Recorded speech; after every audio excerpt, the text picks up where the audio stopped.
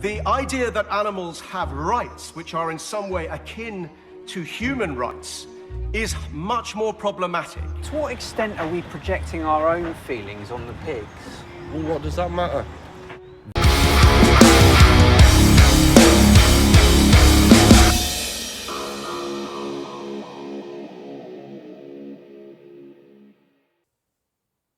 Welcome to Grumpy Vegan Grandad. Dan here. And just to remind you, Dan. Dan! Dan! Dan! Dan! Dan! Dan!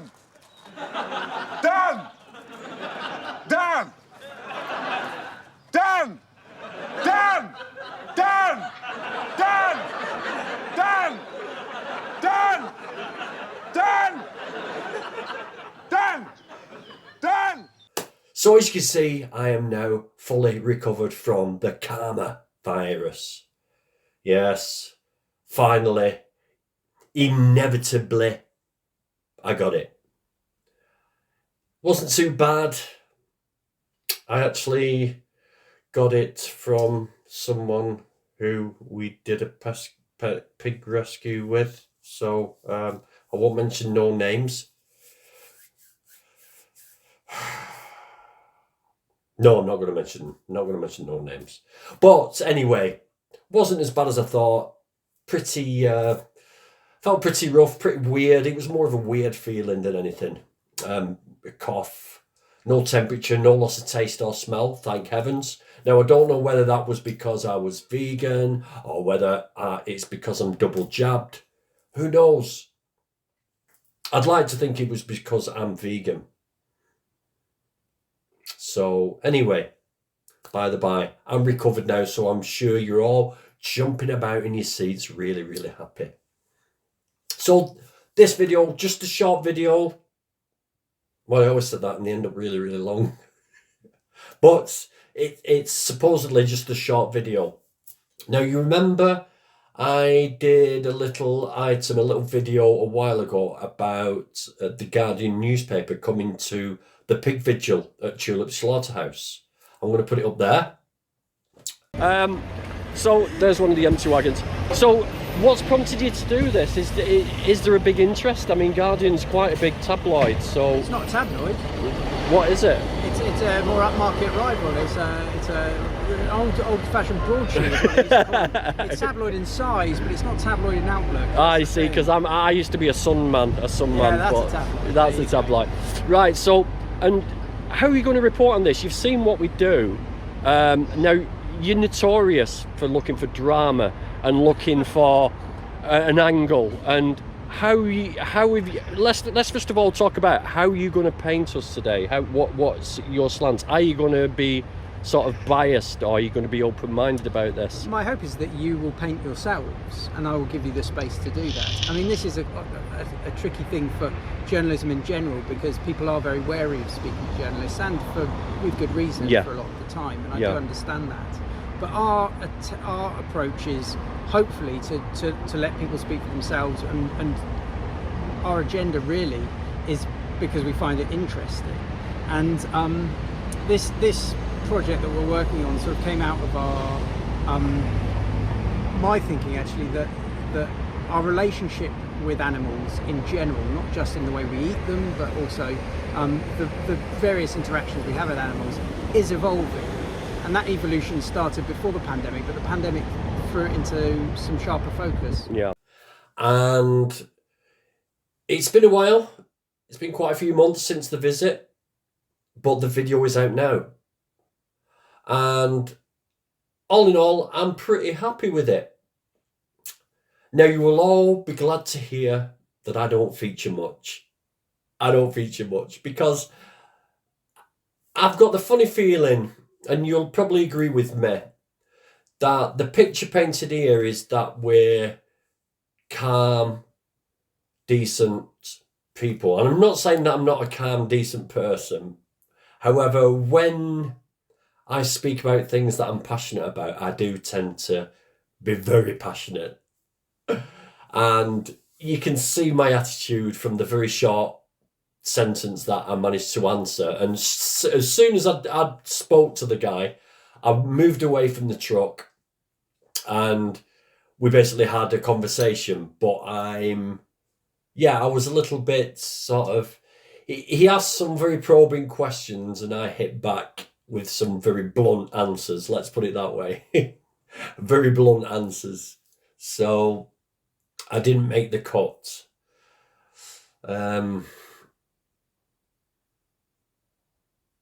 Yeah, so I didn't quite make the cut, but overall I think I'm happy with how they portrayed it. It is a little bit hippy dippy in places, but I don't think anybody's going to watch it and think, look at those militant, loud, obnoxious vegans. They're going to look at it and say, this is just a broad spectrum society. They're the young, the old, they're not in your face.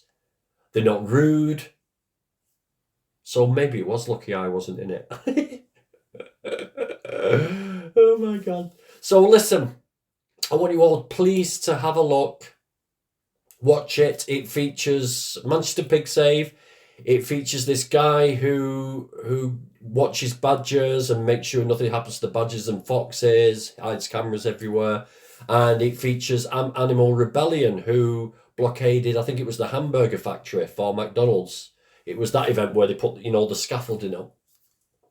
So it paints a really good picture and it does do us justice. Now, the last time I looked at this video, it had 12k views. So please watch the video and then share it on all your social medias wherever you can. Let's get this video out there. Let's tell people that animal rights is not about loudmouth, hippy-dippy, tree-hugging, dreadlock-wearing, militant people. It's people right across society. Right across society. It's everybody. It's the young, the old, the middle-aged, the mums, the dads, kids, uncles, aunties, grandmas, granddads. It's everybody. Male, female, gay, black, straight. Everybody. There's no one animal rights activist. There's no avatar. There's no one particular type of person who's an animal rights activist. It's everybody who is awake to the fact that your food choices, your consumable choices, your clothing choices all involve animal abuse unless you choose not to and become vegan, people. So yes, please share.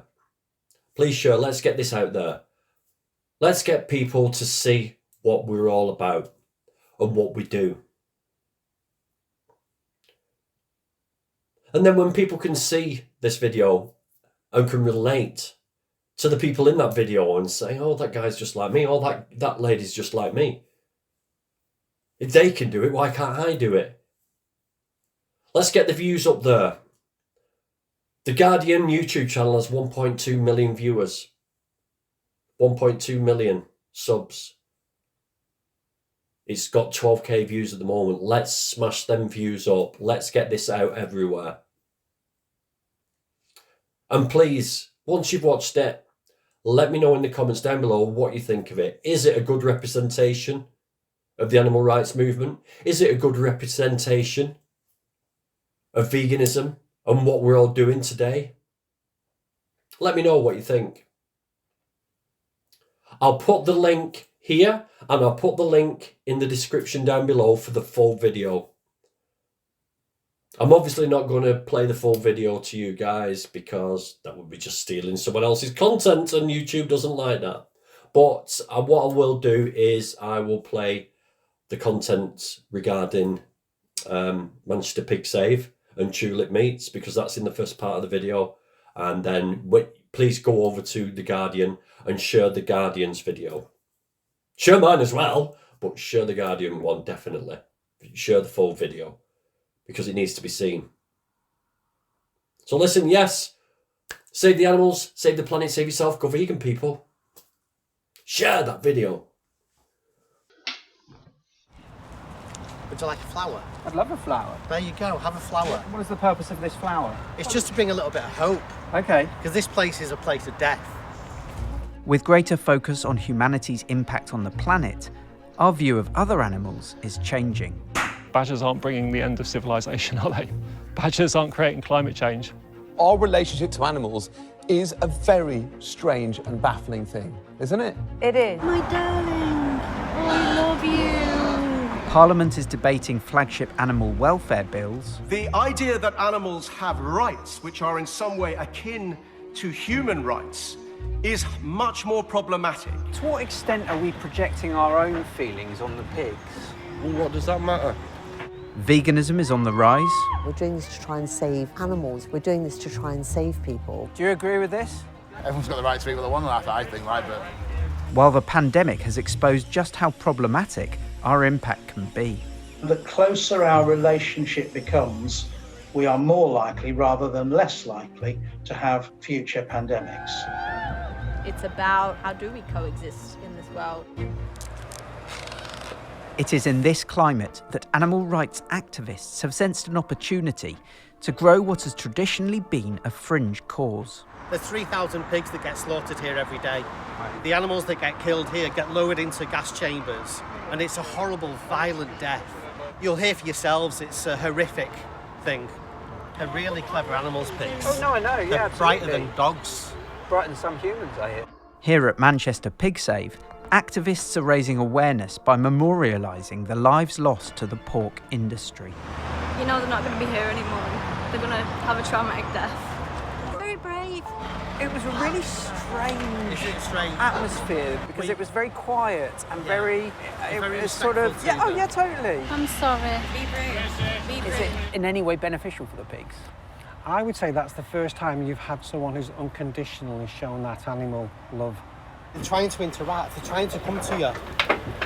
Once you've been confronted with suffering, it changes you. But that's you, not the pigs. We can't help those pigs. What we can do is we can help the next generation of pigs. If you look at the slavery, civil rights movements, all those people who protested didn't change something at that point. Legislation and action came years or decades later. Every injustice can last a prolonged time, but it can't last forever. The activists invite me down to the side of the slaughterhouse, where the vigil reaches a crescendo of agony. Some people don't like to go down here. No, I've heard it's not very because, pleasant. No, it's not very pleasant at all, especially for the pigs. I know it doesn't stop them from dying, but I just feel as though we have to be there. Okay. So what's going on behind that wall is pigs are being lowered into a gas chamber. You can hear the hissing of the gas. And then that's when the frenzy starts. That's when you can hear the pigs fighting for their lives. It is different from what, normal pig language. It does take its toll sometimes, just the act of being here and listening to the screaming.